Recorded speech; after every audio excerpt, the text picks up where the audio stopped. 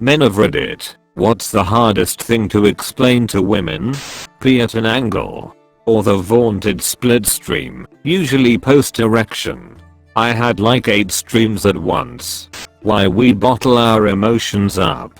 We are still a human, so that's mean we have feelings too. So please take care when choosing your words, when you're arguing with us. That just because I'm quiet in your presence doesn't mean I'm upset. Just means I'm either tired, don't have anything to say, or I'm thinking about something. You can pop a boner without being aroused.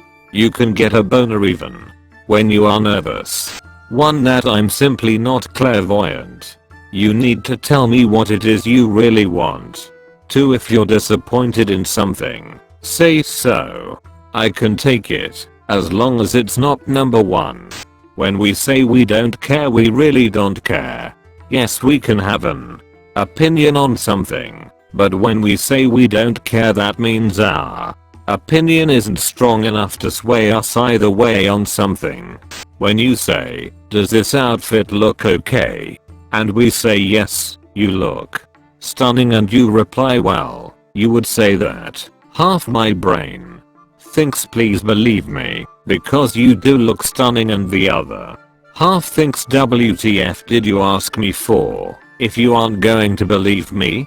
That just because I'm a guy doesn't mean I don't care. I've had women talk to me about guys losing their hair. He's a guy, so he doesn't care. I know a lot of guys who hate being bald, or the fact that they are balding and their hair is thinning and hairline is receding. This idea that we don't care, or don't care about our looks because we are a guy, is ridiculous. That we don't know every detail about everyone else in my life. When I mention I hung out with someone, my mom will ask my what their wife does for a living, and can't understand that it didn't come up in conversation. An itch on my dick is way worse than an itch anywhere else. Why I have peed in my backyard are surprisingly high, her words. Number of times. Yet more reasons to want a backyard, or a front yard, side yard, driveway or tree or any sort. Neighbor's wife. A lot of us aren't great at picking up hints. Hints are dumb anyway. Some girls really be out here playing 4D fucking chess when dropping hints. Like, bro, I'm just trying to date you, not figure out your fucking puzzle of a hint. My guess would be 4D chess players would be even worse than the average guy at picking up on hints. I have to constantly explain to my wife why my 2-year-old son is obsessed with his penis. I have to explain why he always wants to touch it and grab it when his diaper is off. She will never understand why our baby and his father share this habit. Edit. It seems I should have worded this a little differently.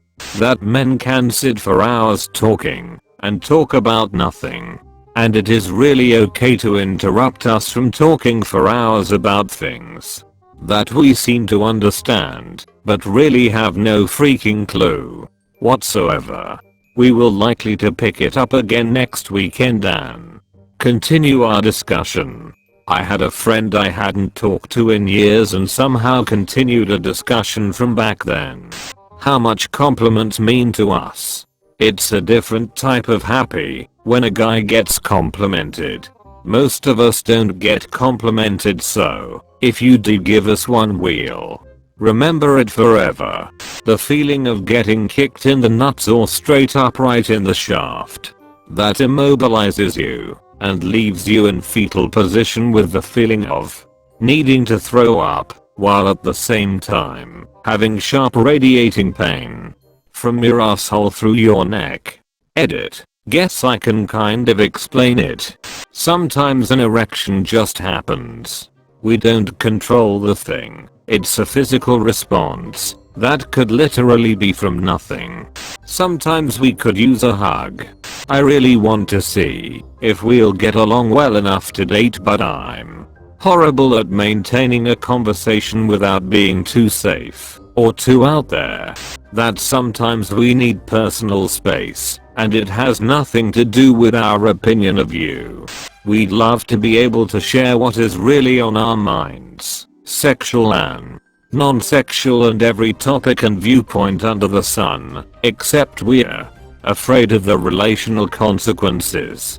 From a gay dude's perspective, probably explaining that my sexuality doesn't mean I'm an expert on women's beauty stuff.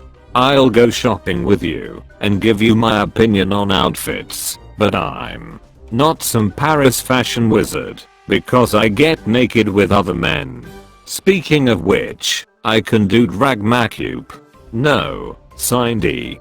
That does not mean I'll do your macup. Why? It's drag macup. You will look like a clown fucked a real housewife. Is that what you want, Cindy? When you ask us what we are thinking about, and we say nothing, it's because we know you don't want to hear about ninja space dinosaurs. I don't know. I've always wanted to know that. I might even give you an idea you didn't think about. I feel like this is the only honest answer to the nothing question. So many guys say we are really thinking about nothing when the truth is I usually said nothing when thinking about desert pirates with giant mech robots. Why I don't know what the fuck my best friend is up to in life even after hanging out with him all day. My legs aren't spread to show dominance, they are spread because my scrotum is sticking to my thigh, and it's super uncomfortable. But less uncomfortable than explaining this in public. Bro culture. Women just have different relationships with their friends than men do, and it's hard to describe in rational terms how men's friendships work. We harass each other and are usually obnoxious, but would also break our backs for our brothers that we tease relentlessly. Also, we can completely ignore each other for years, then randomly call out of the blue like we just spoke yesterday. Sometimes, this is me personally, so I can't say it's common. The struggle not to share emotions isn't as much the worry of backlash from society or friends, etc. It's more just a conflict within ourselves to verbalize and come out with it. I trust my friends with respecting how I feel. I just can't get it out because I'm fighting myself. We spread our legs so we don't crush our balls. Also so we have a wide stance in case of a sneak attack. There's also the airflow factor. On a hot and muggy day, things stick to things, and it's uncomfortable. Gotta air that shit out. The fact that we can ride in a car with another man for 5 hours and not say a word drives my wife crazy. Why our pride keeps us from doing certain things. Asking for directions or help are the common examples, but also not coming off as high maintenance or cheap. Things like not sending food back, not using small coupons, and being sheepish with large coupons. We don't know why either, but it tends to go away in our 30s and 40s. Also health issue denial. I figured I had lung cancer 4 years before I found out what heartburn is. Never occurred to me to see a doctor or tell anyone.